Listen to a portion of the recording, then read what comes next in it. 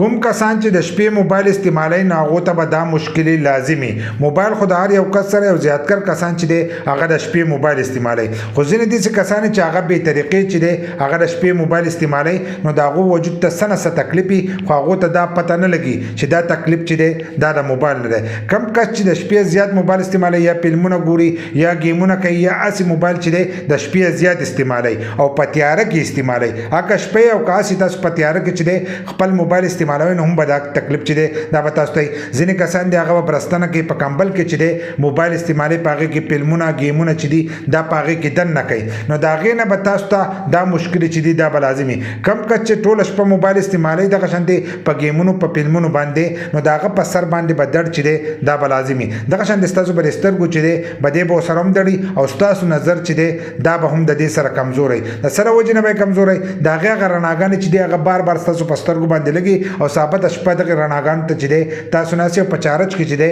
هم ورسره تاسو موبایل ایښودی نو د دې د وجې نه ستاسو نظر چې دی دا ورسره هم کمزوری کیدی شي او د زیاتکر کسانو چې دی د دې سره په سر باندې هم دړي که ستاسو په خپله په سر باندې دړي او یا ستاسو د ماشومانو په سر باندې دړي او هغه موبایل استعمالوي نو هغه به هم د دې موبایل د وجې نه چې دی د هغه په سر باندې به دړي دا د کوشش دا وکړي چې یو هفته دی دا موبایل استعمال نه کړي د ده د سر نه به دغه درد چې دی دا به ختم شوی بل لا د ده وجود ته به سکون نه کم کس چې ثابته شپه موبایل استعمالوي نو د ده وجود ته چې دی سکون به نه آرام چې دی د ده وجود ته به نه میلاویږي د سره وجې نه میلاویږي چې دی ټوله شپه دغه موبایل چې دی دا استعمال کړي او سهار چې دی دی بیا وده شي نو د ورځې په خوب کې چې دی په هغې کې سکون او آرام چې دی دا په هغې کې نشته د شپې چې ته 2 غنټې خوب وکړې او ثابته ورځ ودی نو دا د هغې نه برابرېږي نو 2 غنټې چې ته آرام د شپې وکړې نو ستا وجود ته چې دی په هغې باندې آرام میلاویږي بل لا ځینې کسان غلط فلمونه یو شی بل شی ګوري نو د دې سره د وجود او سکون چې دی دا ورسره هم ختم شي نو کوشش کوئ په خپلو ماشومانو باندې هم نظر ساتئ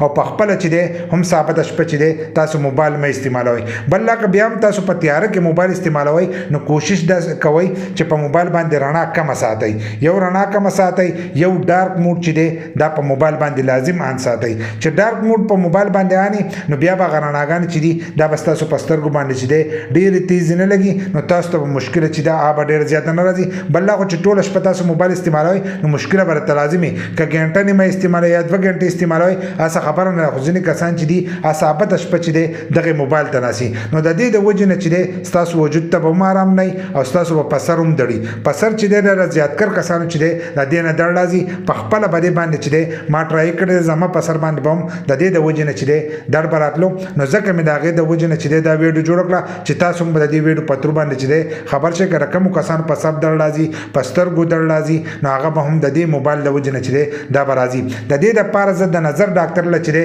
هغه له هم تلم هغه وایي چې ستا نظر سره چې دي دا برابر دي خو کله چې ما د موبایل استعمال چې دی هغه کم کو نو د هغې سره زما د سره درد او د سترګو هغه کم تکلیف چې دی هغه ختم شو نو تاسو هم کوشش کوئ چې د شپې موبایل چې دی دا زیات نه استعمالوئ